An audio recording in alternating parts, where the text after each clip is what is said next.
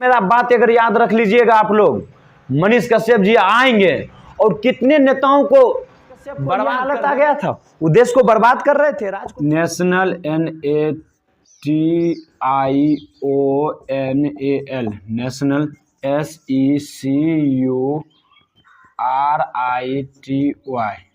National security act रहता ना, अगर ईमान को मैं बेच लेता ना तो करोड़ों रुपया महीना कमाता। स्कूल की हालत दिखाए थे, कभी गरीब की हालत दिखाए थे, कभी गांव की स्थिति दिखाए थे, कभी किसान की स्थिति दिखाए थे।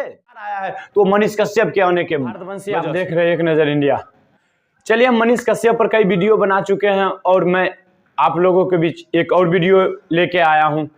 आप लोग के पास थोड़ा वक्त है तो देख लीजिए थोड़ा। चलिए, आज मैं बात करता हूं मनीष कश्यप जी पर। मैंने पहले ही लिख दिया है फुल सपोर्ट मनीष कश्यप। क्यों ना करें मनीष कश्यप जी को सपोर्ट। मनीष कश्यप जी के ही आने से आज मेरा बिहार और भारत की व्यवस्था में अगर कहीं न कहीं थोड़ा बहुत सुधार आया है तो मनीष कश्यप के आने के वजह से। नेताओं तो सब दिन देश को बर्बाद ही किए और आज को बर्बाद ही किए हैं। क्यों ना कहें, अगर कोई है पत्रकार, चाहे यूट्यूबर, चाहे कुछ भी हो, वो मनीष कश्यप है, जिनके डर से रोड, स्कूल, अस्पताल ठीक रहता है। अगर है बड़े बड़े चैनल में औकात या दम तो ग्राउंड रिपोर्टिंग करके बताबे। कभी बड़े बड़े चैनल में बात करता हूं, कभी स्कूल की हालत दिखाए थे, कभी गरीब की हालत दिखाए थे, कभी गांव की स्थिति दिखाए थे, कभी किसान की स्थिति दिखाए थे। आप ही लोग बताइए। बड़े बड़े चैनल की मैं बात करता हूं, बड़े बड़े प्रेस जो है, बड़े बड़े मीडिया की बात करता हूं। क्या उनका स्टाफ ग्राउंड रिपोर्टिंग किए थे? कोई हॉस्पिटल में जाकर मरीज मर गए इलाज के बगैर, दवा के बगैर, क्या उनका स्थिति दिखाए थे?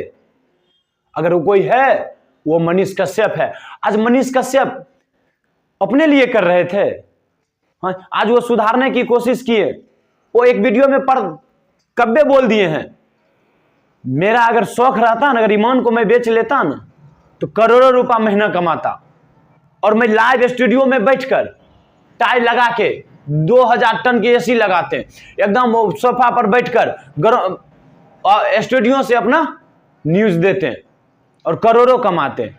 लेकिन उनका ये शौक नहीं था, वो सटेबल नहीं था, वो ठीक नहीं था, इसलिए वो ग्राउंड रिपोर्टिंग खुद से करते थे। उनका भी मन था कि 10-20 रख ले, हम खाली बैठे और हम एसी में बैठा रहे वहां से रिपोर्टिंग, लेकिन वो खुद ग्राउंड में माइक उठाकर ग्राउंड रिपोर्टिंग करने के लिए जाते थे। लेकिन आज उन्हें पूरा दिन देखने को मिल रहा है।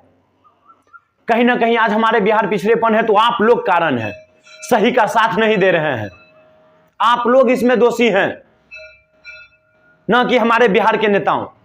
बिहार के नेताओं तो बर्बाद कर ही दिए हमारे देश और राज्य को, लेकिन आप लोग भी अब बर्बाद कर रहे हैं और बर्बाद कर रहे हैं। क्यों नहीं आगे आते हैं? अरे एक मनीष कश्यप गया है, लेकिन हजारों 2000 मनीष कश्यप ऐसे लोग आ जाओ सामने, देखते हैं सरकार की औकात क्या है। डायरेक्ट हम बात करते हैं। चलिए, आज NSA लगा दिया गया मनीष कश्यप जी पर। आप लोग को जरूर मन में आता होगा कि सर NSA क्या है। चलिए, हम आसान भाषा में बात की जाए तो NSA पहले हम आप लोगों को समझा देता हूं। NSA क्या होता है? NSA समझे? इसका शॉर्ट NSA तमिलनाडु सरकार के द्वारा लगा दिया। इसका हम पूरा बात की जाए तो क्या होता है, समझ रहे हैं? National security act Tamil Nadu court के द्वारा इन पर लगा दिया गया है, रिमांड के बाद लगा दिया गया। NSA आप लोग को जरूर समझ आता है NSA क्या है। चलिए, NSA का फुल फॉर्म होता है national security act. National NATIONAL national SECURITY national security act. National security act होता है। अगर हिंदी में बात की जाए तो इंग्लिश आप लोग समझ रहे हैं कि हिंदी भाषियों के लिए, हिंदी के लिए इतना आज हो रहा है। मैं हिंदी की क्यों ना बात, इंग्लिश की क्यों ज्यादा मान्यता, हिंदी ही मेरे लिए गर्व है और हिंदी ही मैं बोलता हूं ज्यादा।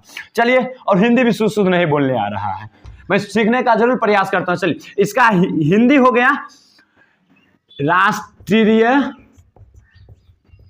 राष्ट्रीय सुरक्षा,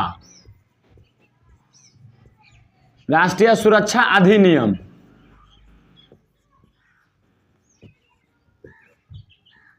राष्ट्रीय सुरक्षा अधिनियम 1980 ईस्वी में ही इनका बना गया था ये कानून। ये कानून क्या होता है समझ रहे हैं? नेशनल सिक्योरिटी एक्ट, राष्ट्रीय सुरक्षा अधिनियम। अगर कोई भी व्यक्ति अगर देश या राज्य के लिए अगर खतरा है ना, खतरा है जो मतलब किसी रूप से खतरा, देश को अगर हानि पहुंचा रहे हैं किसी भी चीज में, तो उन पर केंद्र सरकार और राज्य सरकार का इतना हिम्मत है, इतना यही एक्ट के तहत उन्हें इतना अधिकार है कि वो हिरासत में ले सकते हैं व्यक्ति को या किसी पर्सन को जो हमारे देश के लिए खतरा या राज्य के लिए खतरा है। शॉर्ट भाषा में अगर कहा जाए तो वो हिरासत में लेने के बाद वो 1 महीना 3 महीना तक वो जेल में रख सकते हैं उन्हें, 3 महीना तक, बिना किसी सबूत, गवाह, अग्रम बगरम, बिना कोई भी चीज का। अगर सरकार को भनक लगना चाहिए, और सिर्फ सरकार का भी अधिकार है, सरकार को सिर्फ भनक लगना चाहिए कि ये देश के लिए खतरा, ये राज्य के लिए खतरा, तो कम से कम आप 3 महीना रख सकते हैं उसको। आप 3 महीना उसके बाद फिर बढ़ा सकते हैं 3-3 महीना कर, और ज्यादा आप 1 साल से ज्यादा नहीं रख सकते हैं। 1 साल से आप ज्यादा नहीं रख सकते हैं। फैसला होना, फिर तुरंत हिरासत के बाद छोड़ना की कहना, फिर से आप उस पर जांच होगा, फिर से कार्रवाई होगा। लेकिन आज क्या मनीष कश्यप को यह हालत आ गया था? वो देश को बर्बाद कर रहे थे, राज्य को बर्बाद कर रहे थे। इसलिए साहब है कि अगर सच्चाई पर है तो आपको झेलना ही पड़ेगा, कठिनाइयों को झेलना पड़ेगा। आज कोई नेता नहीं है क्या? सभी नेता मर गए हैं? बोलिए ना, सबको डर है, चाहे बीजेपी हो, कांग्रेस हो, जदयू हो, राजद हो, सीपीआई, कोई भी नेता हो, वो सबको डर है। खुलकर क्यों नहीं आते हैं आप? अगर मनीष कश्यप सही है तो खुलकर क्यों नहीं आते हैं? इसने में कहिएगा हम गद्दी पर है, मेरे लिए सब समान है।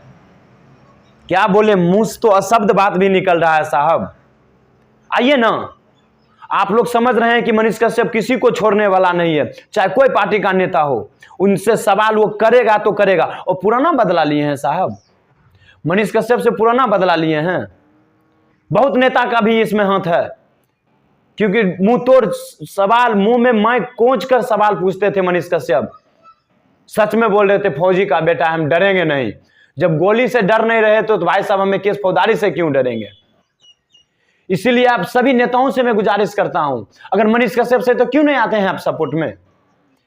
क्यों नहीं?